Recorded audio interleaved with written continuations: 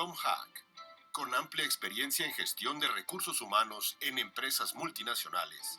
Tom Haak ha colaborado en firmas como Furgo, Arcadis, E.ON, KPMG y Philips Electronics. Actualmente es el director del HR Trend Institute en Ámsterdam y profesor invitados de RH en el Tecnológico de Monterrey. Tom tiene un gran interés en recursos humanos innovadores, tecnología para la gestión de talento y de qué manera las organizaciones pueden beneficiarse de los cambios de tendencia. Hello, my name is Tom Haak and I'm the director of the HR Trend Institute and also visiting Professor Human Resources at Tecnológico de Monterrey. I'm very happy to speak to you today and unfortunately it is not live, but if you have any questions or whatsoever, send them to me and I will try to answer them afterwards. So, Tom Haak, and my background is in international HR. I've been working for various multinational companies. Some of them you will certainly know. For example, Philips Electronics, world famous company. I worked for KPMG. I worked for E.ON Insurance Brokers, also present in Mexico.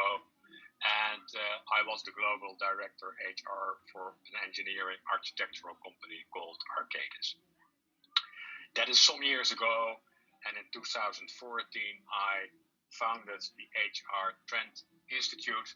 And there we are, you could say trend watchers in the domain of people and organization. So we try to sense the trends, we write about the trends, we talk about the trends, and the main objective in the end is to inspire people, professionals, HR professionals, but also people in other leadership positions, to inspire them that the future of work can be bright if you use the trends. So that's the main, you could say, mission of the HR Trend Institute.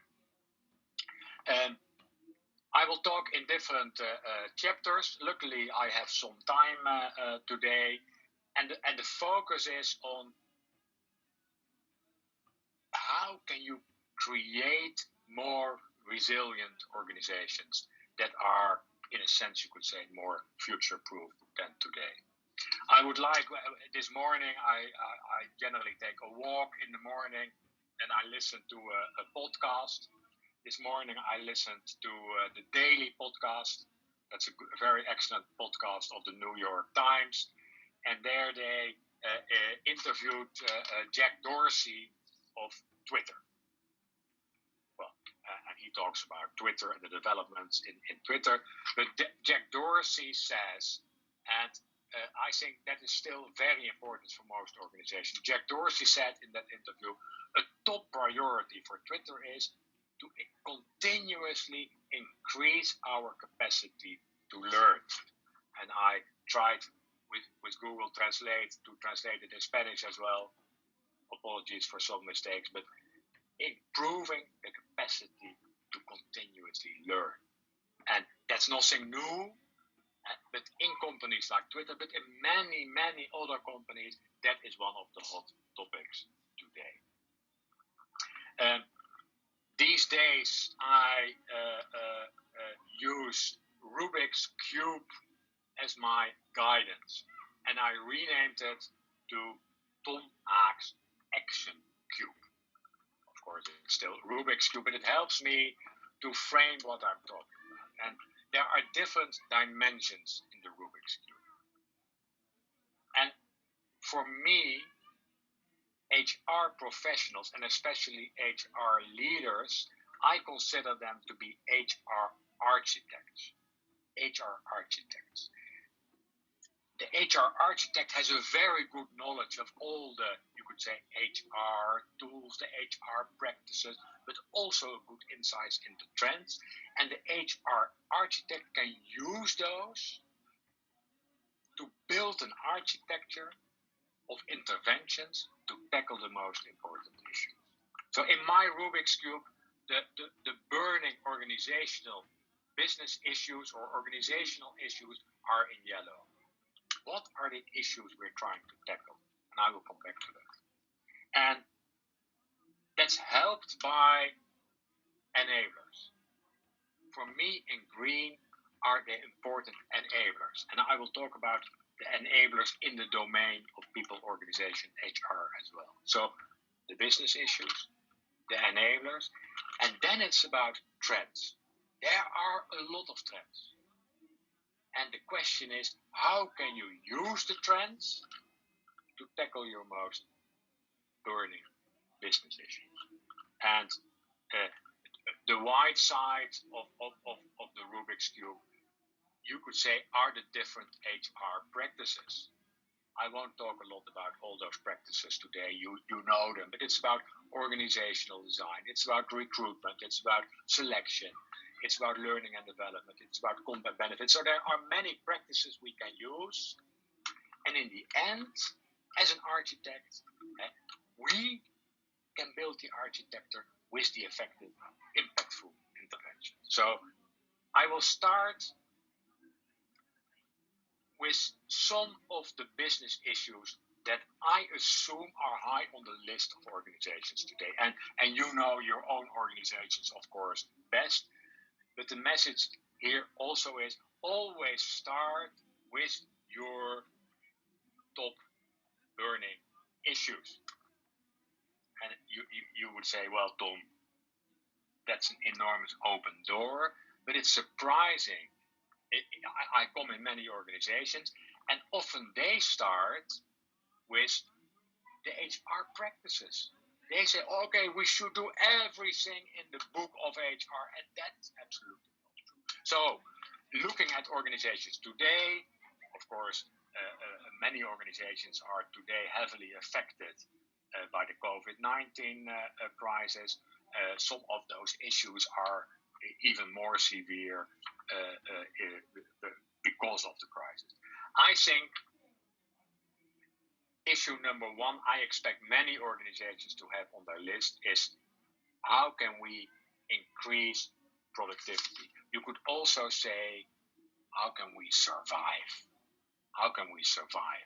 We have to be in business because if we're not in the business, if we're not delivering services, well, we can talk about many other things, but then we have no life. So productivity, and of course, this is an area where generally from the human resources domain, a lot can be done. The second one, and it's connected to what I said of the Twitter CEO, that's innovation. It has a lot to do with continuous learning, but also trying to find new things. Innovation. The market has changed, the environment has changed, the requirements have changed, but how can we stay meaningful? How can we adapt in such a way that we don't try to replicate what we did in the past, but adapt to the new situation? Of course, this is one of the main themes of this conference. So it's innovation, and closely connected to that is building, strengthening resilience. And resiliencia, I don't know whether that's the right translation, but it's resilience, and a word connected to that I probably even like more is anti-fragility. And resilience has to do with how can you bounce back after a crisis. Anti-fragility, that's a terminology invented by Taleb, the writer of the famous book The Black Swan. But one of his other books is anti-fragility. Anti-fragility is the concept, how can you bounce back at a higher level? How can you, in a sense, take advantage of crisis situations? So that's a big question for organizations. How can we become more resilient as an organization, but of course also very much how can our people in the organization, all the people who are working with it in the organization, how can they become more resilient? So that's an important topic. And the last one, on my list, you could say, of expected burning issues is well-being. Well-being. And that is, how can we make sure our people are safe? How can we make sure not only the people in the organization, but also our clients, our suppliers, and also in a sense maybe even the wider society, that they are safe, that they are happy? Maybe that's asked too much, but the well-being of people in organizations and the well-being of people in society, of course, is a major concern for everybody, and therefore also for organizations. And I'm sure you have other topics on your list, but as I said, this is the good starting point. What are our burning issues? I go to chapter 2. And chapter 2, as I said, are what do I see as key enablers? Not the trends yet, but enablers. What would I expect organizations to have, maybe as basics, but as important enablers to drive transformations in the organization? And I will mention a few. The first one is also obvious, but not always practiced. And that is, are you close to the clients? Because without clients, no organizations, no business. Are you close to your clients? Do you know what your clients want? Do you know how your clients are behavior? And I'm talking here about the end clients of organizations, but you could also, of course, say that about the internal clients. I'm, by nature, from my background, an HR professional, so I talk a little bit more about the HR domain. But what I see in many organizations that sometimes the HR and other staff departments are far away from the end clients of the organizations, and that's not helpful. So it's an enabler if you bring that closer together, and there are numerous ways to do that, and I'm sure some of you are doing many good things there. So close to the clients, enabler number 1. The second one I call a holistic approach. Can you take a holistic approach? And in other words, you can also say, how can we work together? How can we work together? I already mentioned the clients, but also different staff departments in an organization. Tackling the burning issues in an organization is a multidisciplinary. It needs a multidisciplinary approach. It's not about HR or IT or marketing or other departments working in their silos. How can you work together? And how can you take a holistic approach? A holistic approach is not how can we do everything.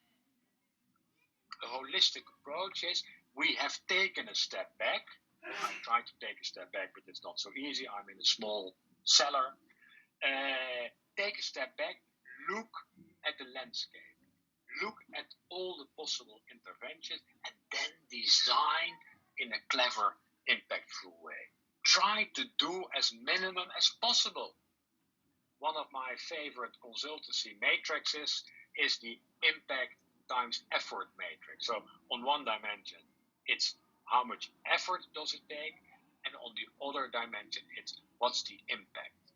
And what you like is low effort, high impact. That's the best. Minimum interventions with a high impact. Well, especially in the HR domain, you often see a lot of activities in the box. You could say a lot of effort and so impact. And I think it's worthwhile to change that. So that was enabler number 2. Number 3 on my enabler list is people analytics.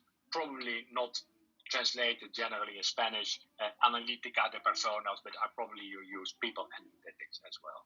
It has to do with working fact-based, working evidence-based, working data-based. Don't work too much on assumptions and gut feel. but try to find out by measuring in a clever way what works and what does not work. And I won't talk about it today a lot, but people analytics, if there's one enabler that is super important, it's people analytics. It's also, of course, about technology and the clever use of technology in the domain of people and organization. There are so many opportunities these days. Again, if I look in HR departments, well, the uptake generally is a little bit slow. Fortunately, in the current crisis, if we have seen one thing, it is that the implementation of HR tech, especially, of course, communication technology, but also other technology, that has gotten a boost. And so if the urgency is high enough, well, then it is possible. So I invite you to look at HR technology as one of the key enablers in the transformation of organizations. And two more on my enabler list. One is psychology. Psychology and how do people work? And I'm a psychologist. I'm an organizational psychologist by education. So I'm preaching, of course, for my own cause. But generally speaking, there's a lot of good scientific material coming from social sciences and psychology, and it could be used a lot more. And organizations, but also governments, are generally not aware enough of how people work or how people function. I see it in my country. I'm Dutch. I'm from the Netherlands, a small country in Europe. And the number of inhabitants of the Netherlands is only 17 million, so it's a small country. If I look in my country, for example, what the government is trying to do, and they're doing their best in the current COVID-19 crisis, but they don't take too much notice of psychology. They think if they say to people, well, you have to keep 1.5 meters distance, that people will do it. Well, surprise, surprise. Well, there are some people who do it and other people don't do it. If you just say to people, this is the way we like you to behave, you cannot expect people to do that. Or you cannot expect all people to do that. So there are many psychological, let's say psychological research that could be used a lot more. A super simple example in the domain of organizations, which always keeps surprising me. And there's a lot of evidence that one of the poorest instruments in selection is the interview, the one-to-one interview. That's not very well. That's super biased. Most people, when they see somebody, they already have their opinion ready. They're looking for lookalikes, etc. They don't do a very structured interview. So the interview is a very poor selection instrument, but in many organizations, it's the number one used selection instrument. And that has to do with another psychological law, that is that most people overestimate their own capabilities. They think they are better than the rest. And especially managers also suffer from that. They say, well, I'm the boss, so I know better. If I look somebody in the eyes, I can see whether he or she is a good candidate. And generally, that's not true. Enablers. And the last but one enabler, very relevant, of course, also in this conference, is the combination of applying agile methodologies with design thinking. And design thinking, again, is back to working close to the clients. And are you really addressing issues of the clients? And are you in close contact with the clients? And are you able to ask the clients, okay, well, do you like this? Can we do it differently? In quick iteration cycles, working in an agile way. And I'm sure many of you are trying to implement that and designing that. So super important these days. The last enabler It's fashionable these days, but I think very important. It's continuous listening. Escucha continua. Continuous listening. It has to do with the analytics as well, but are you continuously listening? Listening to your employees, listening to your clients, listening to the society. And it's not a matter of once per 2 years a big survey, asking people all kinds of questions, but it's combining all kinds of data points, adding maybe new data points, so that you're able to kind of real-time sense what's going on in the organization and use the intelligence and the power of the people in the organization. That's evolving fast, and it's an important enabler. Building your continuous listening architecture. And one of my, you could say, international colleagues, Jos Burson, in totally different league, but he has written very sensible things about continuous listening. I saw a new article of him appearing one of these days. So look into that. How can you build your continuous listening architecture? I take some water. So I talked about start with your burning business organizational issues. What are the enablers? And now I come to what do I see these days as important trends in the domain of people and organizations. So I want to tackle them, and I will try to give you some examples of how organizations are using those trends. Number one on my list, and the order is not you could say it could be different, but number one of my list is personalization. Personalization is, are you willing and able as an organization to take the individual wishes, needs, capabilities of people into account? And generally, that is not so easy.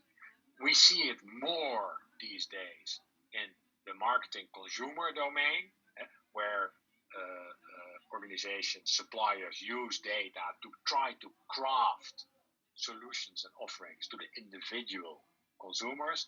In organizations, generally speaking, it's a lot more difficult.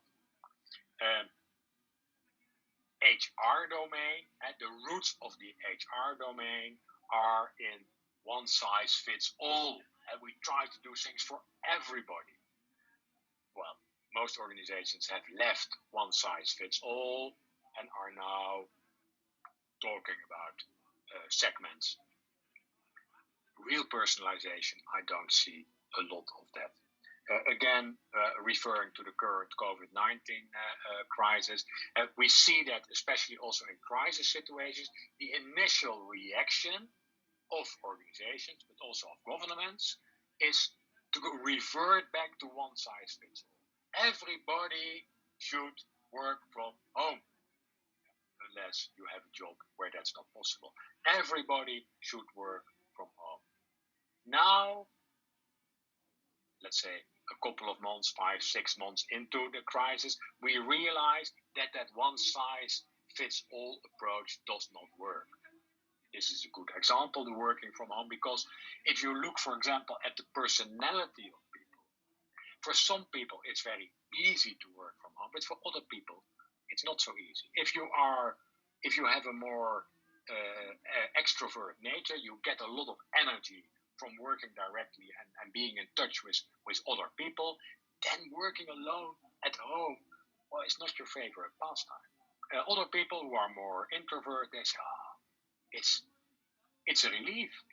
I'm away from the busy office. I can think a lot better at home, etc. So personality is one dimension to take into account. Of course, there's a dimension like how is the situation at home. If you have a partner who works full time, is in conferences all day, you have small children, you have pets. Also, that is not a situation where people can work well from home. So if you look more at the individual personality, individual needs, individual capability of people, then you can design it a lot more effective. So personalization gives a lot of opportunities and requires it requires again a data and fact-based approach. I talked about segments. What you see in many organizations that they use a segment approach, but that this is not real data-driven. An example I always like to give is all the talk about millennials, and I'm sure many of you have heard those stories. It is saying, okay, if you know someone's date of birth, then you can predict his or her behavior, and that's not true. If I say, if you know someone's date of birth, generally you cannot predict a lot. So if you only have date of birth, you know someone is a millennial, you cannot say, I know what you want, I know what you need, I know how you're going to behave. If you know my date of birth, you cannot say, oh, Tom, we know it's older man, and we know your postcode as well, so you live in the suburbs, so we know what you want and what you need. That's not true. So yes, work with segments, but make sure they are data-driven, that there's evidence that the needs and the wishes and the capabilities of the segments are really different. So personalization. Second one is speed. And you would say, well, the other way around. Speed. Speed goes up. That's a super long time mega trend, which has been there a long, long time. But still, you see, again, especially in the domain where I'm active, the human resource domain, that the adaptation to the speed is generally too slow. And if you look at many of the current HR processes, they are built in a time, they were designed in times when things were a lot slower. Example, from the recruitment area, I've seen research where it was investigated how long it took for applicants to fill in an online application form, and the variance was between 1 minute and 25 minutes. So in some organizations, it takes 25 minutes for applicants to fill in the online application form. Well, that is definitely too slow, and you're sure that you have lost many candidates after 25 minutes. But another subject, and I'm sure you have discussed it or are looking into that, is the whole performance management cycle. And for most of those cycles are still built on the year as a basic building block. Well, a year is a super long time, and we've seen that in the last year. So how can we speed up? The third trend area is around experience. How can we give people a good experience? You can talk about the employee experience. Of course, you can also talk about the client experience. You want to give people an experience, and people expect a certain experience. In their private life, people are looking for experiences, and also in working life, they expect that. So employee experience design is on the uptake, and it is very worthwhile to look into the possibilities to do that. And it's not so easy. I invite you to go to my website, and I have a big collection of employee journey maps, and I can't share them here today. It's too much. But if you look at those employee journey maps, it's very interesting, because you see there that most organizations very much still take a top-down approach. If you look at those maps, it's more. If you look at those journeys, It's more the journey the organization likes the employees to take than the journeys employees like to take. It's back to personalization. Generally, there is not one type of journey people like. Some people like it fast, some people like it slow, some people like a lot of variety. So there is not one way people like. So yes, it's easy said. Let's give people an experience. It's not so easy to design it in a clever way and take all the wishes into account. Another trend, it's on my list since last year, and I think it's more and more relevant. This is about let's try to be kind. Let's try to be kind. And again, you can say, hey, Tom, that's a little bit stupid to say. Why would you say that? Well, it's super, super important. Also in the HR domain, if you look at the behavior and the popularity of HR departments in organization, it's varied, but often people say, oh, HR is a department to avoid. If you ask, is HR kind? People say, maybe not. Is HR tough? Yes, they are trying to be tough. And I'm not saying you should not be tough, but you can maybe also be kind and tough at the same time.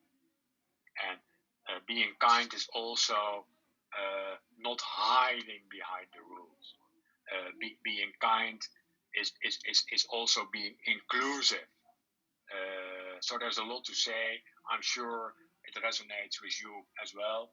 If one of the values in most organizations would be, let's be kind to each other, let's be kind, then life would probably be a lot better. So trend, let's be kind. The technology trend is about adaptive technologies, and I will try to explain it. In an easy way. Yes, I talked about the need to use clever HR tech. What you sometimes see that organizations invest primarily in big HR information systems, and I won't mention the brands, but you know them. So they are investing in a big HR information system. As a consequence and as a first step, the people who implement those systems, they say, well, you have to standardize your processes. What does your performance management process look like? How is your hiring process? Because we need to implement and to design the processes into the system. The danger is that then it's back to one size fits all. And that often does not work. Example, the performance management process. I've seen organizations where they put the performance management process in this workflow. Well, nobody in those organizations likes it. People are pushed in a workflow, and you open your computer in the morning, and the computer says, "Good morning, Tom. It's time for your review with Elizabeth." And I said, I don't like Elizabeth too much. I have to give her feedback, but not today. So I don't plan it. And then the next day, again, I open my computer and said, Tom, we warned you yesterday, but it's time for you. So I'm pushed in this workflow, which I don't like. An adaptive workflow takes some things into account. Again, performance management. And some managers are experienced and obedient. And after a while, you know that. You know which managers are obedient and experienced. Those people don't need a lot of probing. If you say to them once per year at the beginning, Tom, don't forget your reviews, I will do it. And at the end of the year, I will obediently have done all my reviews. There's no need to remind me a couple of times per month. If I'm an inexperienced manager, who just starts as a manager, I probably need more guidance. So then you know that, you know who your inexperienced manager, you can give those people more guidance. So you can adapt the workflow, you can adapt the technology to fit better with the needs and the capabilities of people. So adaptive technology. A trend I would like to mention here as well, also very relevant in adapting and making your organizations more resilient, is nudging. And I put it in Google Translate, and it translated as empujar. I translated empujar back, and then it translated back as push. Nudging is not pushing. Maybe it's gentle pushing, but it's nudging is how can you kindly invite people to show certain behavior.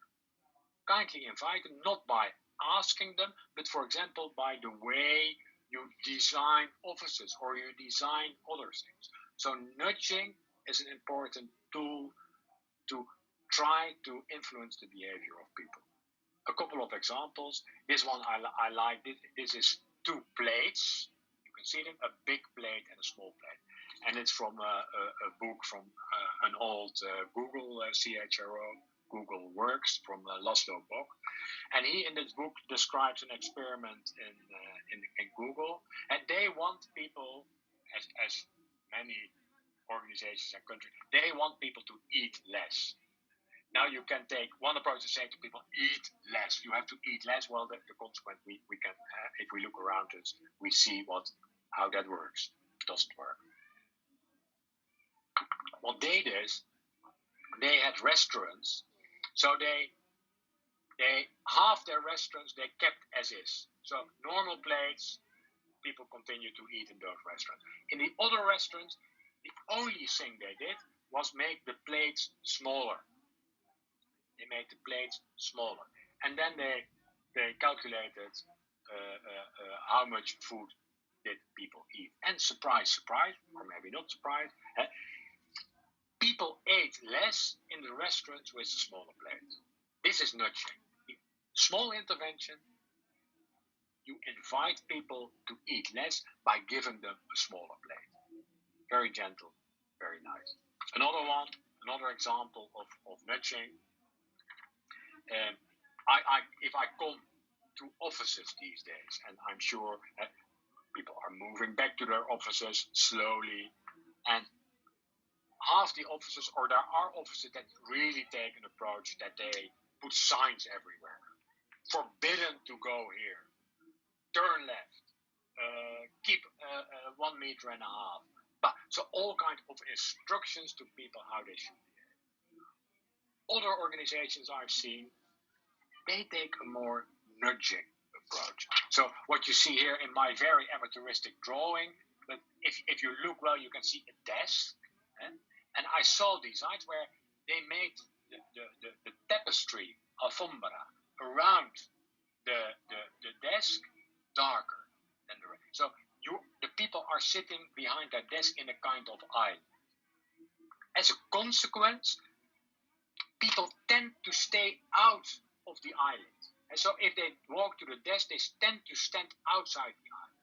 And then, as a consequence, they keep a 1.5 meters distance. So this again is nudging. Not signs everywhere, but redesigning your offers in a clever way that you invite people to show certain behavior.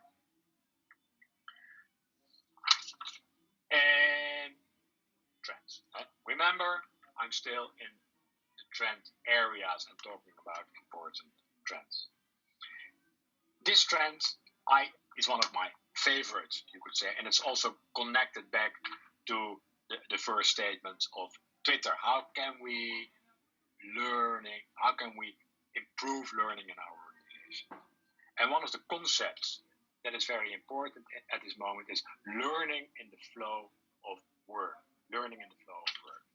And in my poor Spanish, aprender en el flujo del trabajo. Many learning interventions today are still classical. They pull people out of their work, they put them in a classroom, it could be a virtual classroom, there they learn things, and then they have to go back to their work. That's not in the flow of work. That's learning outside the flow. I'll give you a couple of examples of learning in the flow of work. One is tools that help people to do their sales conversations better. So what you see here, this is what I see on my screen when I'm doing a sales talk. So I'm doing my conversation as I'm doing now. I have software on my computer, and the software starts to give me tips while I'm speaking. So let's assume this is a sales interview. I'm trying to sell you something, executive education at Technology de Monterrey, which of course is excellent. I'm trying to sell you something, and the software starts analyzing what I'm doing in the flow of work and starts to give me tips. For example, Tom, talk slower, or Tom, look more direct into the camera, or Tom, ask more questions. You have been talking for quite a while. You have not asked any questions. So I get tips on how to improve my sales talk while I'm doing it. And then afterwards, the whole recording is analyzed and compared, and I get more tips because then they are also able to compare it to best-in-class sales conversations. So learning in the flow of work. Second example about a policeman, Policia. This is, again, I apologize for my drawings, but this is a policeman, and he's wearing a wearable, an Apple Watch type of device. This policeman is called to a crime scene. He runs to the crime scene. If he's too or she, if he or she is too agitated, he gets a little vibration by the watch. And there's a message on the watch saying, Tom, if I'm the policeman, Tom, you're too agitated to enter that scene. You're too agitated. So stop. Stop here. Maybe count to 10, maybe already the sign is enough.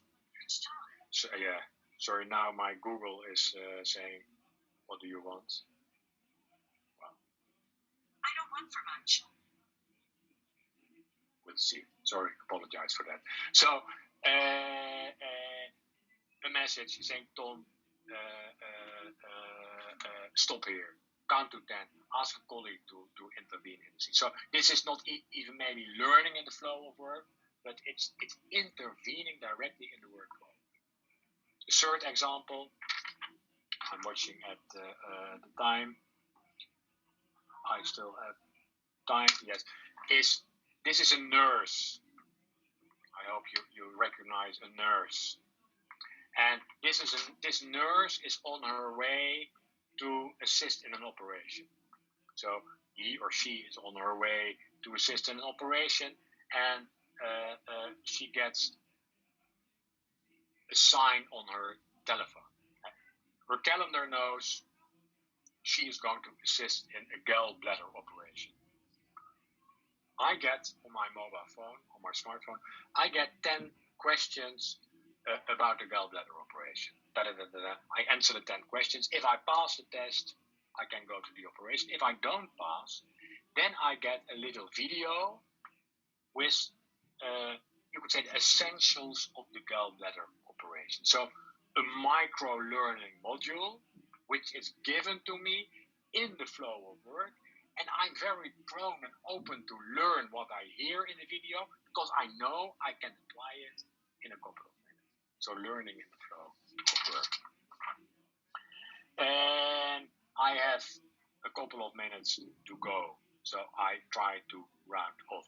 The last trend I want to mention, and it's a super important one, is you could describe it in several ways. I call it activism.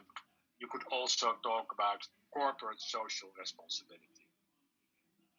We see, and I think that's a super positive trend, that more and more organizations are taking a wider responsibility. They realize they are not isolated in society, but they have to play a role in changing society. That's not easy. And you see organizations struggling with that. And especially in the last months, we see that in the US, but also in other countries. And what roles do organizations play in the changes that are required in the organization? And organizations cannot walk away from this. Both society, but also employees expect that organizations take a point of view. And we see some early signs. For example, there was an action of big corporates that stopped advertising on Facebook for a while. So let's see how long it lasts. But they stopped advertising on Facebook to say, hey, Facebook, we don't like the platform you offer to racist expressions. Those type of things, but there are numerous other persons. But I think the importance of social responsibility, corporate social responsibility, will increase. Rounding off and trying to make some sense of it, of course. I talked about start with your organizational business issues, and you know them a lot better than I do. I talked about enablers. I talked about the trends. Now the question to you is, how do you use that? And it's very difficult for me to show it very nice, but if, for example, you say, well, yes, in our organization, we want to improve resilience and we want to improve agile ways of working. So how can we do that? How can we use this type of input in our design? Of course, and I try to sketch it here, you have your HR intervention areas. And we all know them from organizational design, recruitment. And already there, and you can ask, where can we be most effective? And, well, this is a good example. Resilience and organizational design. I can talk an hour about that subject because, for example, what we have seen in the last months is that organizations that were designed in a different ways, organizations that use self-managed teams were able to adapt a lot better than the traditional hierarchical organizations where people were waiting for instructions from the top. So organizational design, resilience, well, promising intervention area. So you can go through all the boxes. Recruitment, I'm sure you can do a lot. And you if you test resilience, test learning agility of new employees, you can do a better job. So the main areas in HR, and then look at the trends as well. And I mentioned many of the trends from personalization, speed, technology, and then you can start to be creative. Hey, in recruitment, using a certain type of technology, how can we improve? How can we increase our impact? So not for today, but I encourage you with your teams, with your people, to look at these type of matrices. What do we want to solve? How can we use our HR areas and how can we use the trends? Of course, taking the enablers into account. I realize I have bombarded you with all kinds of thoughts. I invite you to give me feedback, ask me questions. I'm quite reachable online. If you want to connect with me, go to LinkedIn or go to the website of the HR Trend Institute. There's a lot of material you can find also on my YouTube channel. I also would like to learn more from you. So if you have fantastic examples I can use to inspire other people, by all means, please let me know. I thank you for your attention and I wish you all the best in your work and during the remainder of this conference. Bye-bye.